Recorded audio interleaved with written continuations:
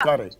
नहीं सर, ये जो 12 आप -7 दिखा रहे हैं ना, जो हमारा सिटिंग एमएलए जो है उनका नंबर ही 20 के ऊपर है, तो आप उसमें से 7 माइनस दिखा रहे हैं ना, तो अच्छा, सिटिंग एमएलए पक्का जीतने वाले हैं, आप ये ये ताल ठोक सर, रही हैं। नहीं नहीं नहीं सर, अभी देखिए हमारा 224 कॉन्स्टिट्यूंसी में हमने 211 का हमने जो नंबर कैंडिडेट्स अनाउंस किया है ना, उसमें से हमारा 123 जो मिशन है, एक साल से लगातार हमारा जो सीएम एक्स सीएम है एचडी कुमार स्वामी जी, वो लगातार जनता के संपर्क में 24/7 वो हमारा पंचरत्न यात्रा कर रहे हैं। वहां कितना हमको सपोर्ट मिला है, उसके चलते हम देखेंगे तो ये नंबर्स तो मुझे डाइजेस्ट ही नहीं हो रहा है सर। आपको पता नहीं डाइजेस्ट ये नहीं हो रहा है।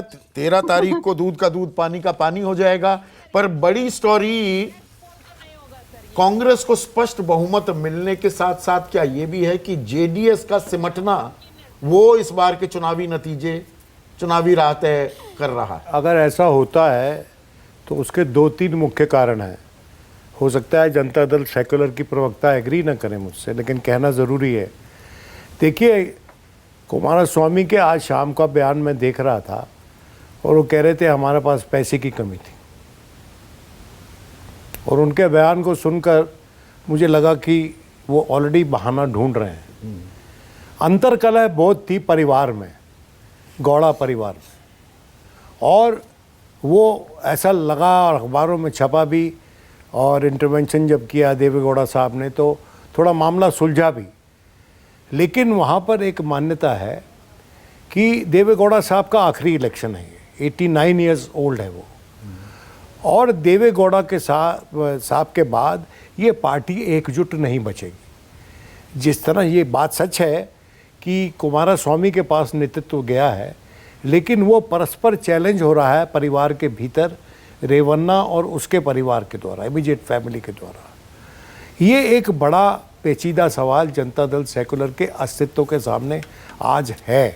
कर्नाटक की राजनीति आने वाले दिनों में बाइपोलर होती दिखेगी। ये मैंने कहा आपको, और ये मुझे सुखेश ने कहा कि इसका श्रेय भारतीय जनता पार्टी को जाता है।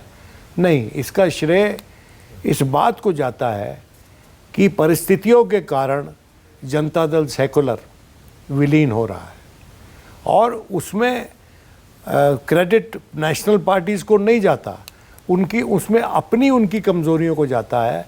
और वो जो चेहरा देखिए, देवेगौड़ा, एसआर बम्बई और जेएच पटेल, ये तीनों जमात, ये तीनों जनता परिवार के बड़े चेहरे थे, जो तिकड़ी मानी जाती थी हेगड़े के खिलाफ। ये हेगड़े के खिलाफ तिकड़ी थी, बोम्बई लिंगायत। तो अब ये विलीन हो रहे हैं, और जो आपने शब्द इस्तेमाल किया। पर विनोद, अगर हम बड़ी तस्वीर भी अब देखें, देखिए ये सिर्फ कर्नाटक के नतीजे नहीं हैं, इनको अब जोड़कर देखा जाएगा, जैसा इशारा कर रहे थे अभय दुबे भी, कि भ्रष्टाचार के मुद्दे पर अब इसे राष्ट्रीय स्तर पर यह विमर्श और आगे बढ़ेगा, और ये नतीजे 2024 के संदर्भ में भी अब देखे जाएंगे। देखिए, बड़ा विरोधाभास था जो कुछ भारतीय जनता पार्टी ने किया, और शर्मा जी जरा इस पे ध्यान दें। शर्मा जी वहाँ पर प्रधानमंत्री गए और शुरू में वहाँ पर एक गिरजाघर में हो गए थे, लेकिन कर्नाटक में किसी क्रिश्चियन को या किसी मुसलमान को टिकट नहीं दिया भारतीय जनता पार्टी ने। बड़ा मुद्दा बताया जा रहा था भ्रष्टाचार का। एक भी बयान पार्लियामेंट में अभी तक भारतीय जनता पार्टी के द्वारा, रूलिंग पार्टी के द्वारा अडानी प्रकरण पे नहीं आया है। देखिए, अभी उन्होंने कहा कि चुनाव के देवता हैं, ज़रूर हैं प्रधानमंत्री, उन्होंने परस्पर साबित किया है, लेकिन जहां गुनाहों के देवता बहुत ज़्यादा हों, वहाँ चुनाव के देवता की नहीं चलती कभी कभी। और यहाँ गुनाहों के देवता बहुत थे, कम से कम जनता की परसेप्शन में, और वो परसेप्शन, अगर ये रिजल्ट सही है तो भारतीय जनता पार्टी कुल मिलाकर डिफीट नहीं कर सकी। उसमें अकेले प्रधानमंत्री को सिंगल आउट करना दुरुस्त नहीं होगा। वो इसलिए नहीं होगा कि फोर्स मल्टीप्लायर वहीं काम करता है जहां पर बेसिक रेजिडुअल फोर्स हो।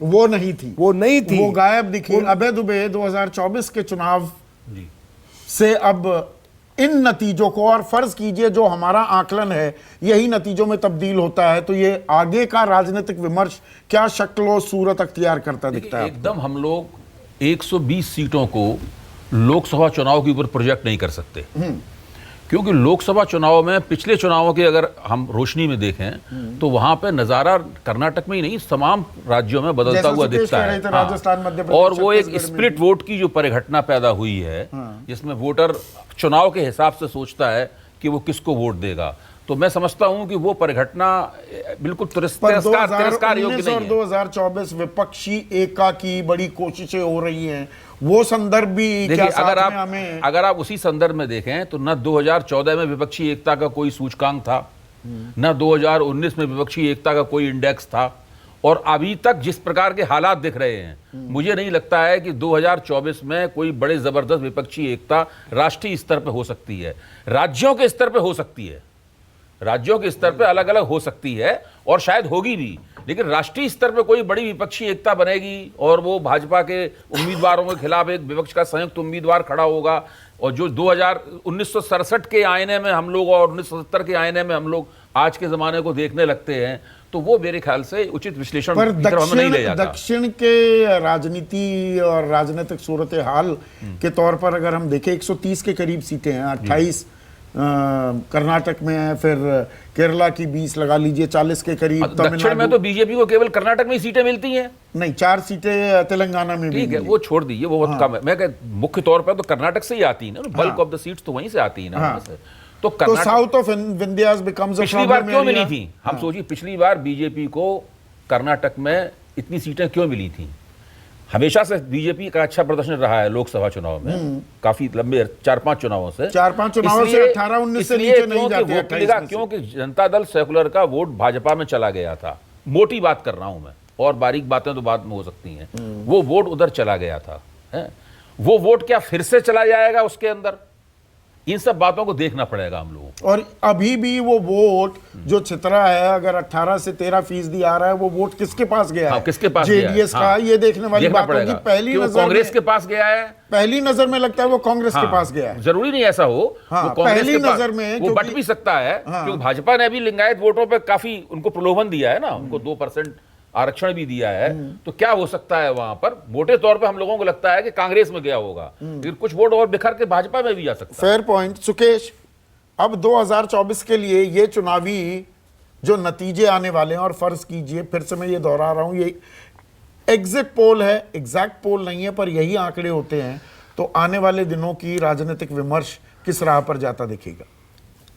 देखिए, हम हर चुनाव को सेमीफाइनल के तौर पे प्रोजेक्ट करते हैं। इसको भी हम सेमीफाइनल के तौर पे ही देख रहे हैं, क्योंकि 2024 के चुनाव के पहले का चुनाव है, देखना लाजमी भी है। लेकिन 2-3 चीजें बहुत स्पष्ट तौर पे हुई हैं। अभय जी ने कहा कि राष्ट्रीय स्तर पे कोई मोर्चा नहीं बनने वाला, विपक्षी मोर्चा नहीं बनने वाला, राज्य के स्तर पे बन सकता है, चाहे वो राज्य के स्तर पे हो, चाहे वो राष्ट्रीय स्तर पे हो। कोई भी मोर्चा अगर नरेंद्र मोदी के खिलाफ बनता है, जो कि वक्त की जरूरत बताया जा रहा है विपक्षी दलों के द्वारा कि अगर नरेंद्र मोदी से लड़ना है तो मिलना पड़ेगा, एक साथ होना पड़ेगा, ऐसे में कांग्रेस का मजबूत होना जरूरी है। कांग्रेस, मैं बार बार कह रहा हूं पिछले कुछ दिनों से कि कर्नाटक में कांग्रेस लड़ते हुए सालों बाद दिखाई दी है। कांग्रेस चुनाव लड़ रही है, कांग्रेस मैदान पे लड़ रही है, वो मोदी की भाजपा, मैं बार बार कहता हूं नियो बीजेपी, वो नियो बीजेपी का मुकाबला करने को तैयार है, ऐसा कांग्रेस करती हुई दिखी। वो इसलिए थी शायद क्योंकि लोकल लीडरशिप उनकी मजबूत थी। अगर कांग्रेस इन नतीजों को प्राप्त करती है, अगर वो चुनाव जीतती है, तो कांग्रेस के लिए एक शॉट इन द आर्म इसलिए भी है क्योंकि वो जो धुरी जो नीतीश कुमार बनाना चाहते हैं कांग्रेस को, कि उनके बिना विपक्षी एकाकी का स्वरूप नहीं बन सकता। अगर कांग्रेस मजबूत होगी, अगर कांग्रेस लोकसभा के चुनाव में 100-125 के आसपास सीटें पा सकती है, फिर चाहे वो राज्य के स्तर पे कोई गठबंधन हो या राष्ट्रीय स्तर पे विपक्ष का कोई गठबंधन हो, वो शेप लेता हुआ या उसको वो लॉजिकल कंक्लूजन तक पहुंचेगा। तो ये चुनाव और आने वाले जो 3 चुनाव और हैं, वो बहुत ही महत्वपूर्ण है कांग्रेस के लिहाज से भी, खासतौर से इसलिए क्योंकि इन तीनों राज्यों में अगर उसका परफॉर्मेंस अच्छा होता है तो वो न सिर्फ विपक्षी दलों के बीच अपनी ताकत को अफर्म करने में कि भाई अभी हम हैं, अभी हमको फिनिश मत करिए, जैसा कि वो आर्म ट्विस्टिंग कई बार कांग्रेस के साथ वाले लोग भी करते हुए दिख रहे हैं, तो कांग्रेस उस लेवल पे भी मजबूत होगी और विपक्षी एका को स्वरूप देने में भी मजबूत होगी। हाँ, बात प्लीज। सुनो। देखो, ये जो कर्नाटक में अगर ऐसे नतीजे आते हैं तो इसका सीधा सीधा इमीडिएट इम्पैक्ट तेलंगाना पे होगा। देखिए, अंदर खाते कुमारस्वामी ने एक पैक्ट बनाया था चंद्रशेखर राव के साथ, और ताकि हैदराबाद कर्नाटक में उनका जो वर्चस्व है थोड़ा सा, उसमें उनको मदद मिले। ये जो अगर कांग्रेस इलेक्शन जीत जाती है कर्नाटका में, तो Congress will bounce back in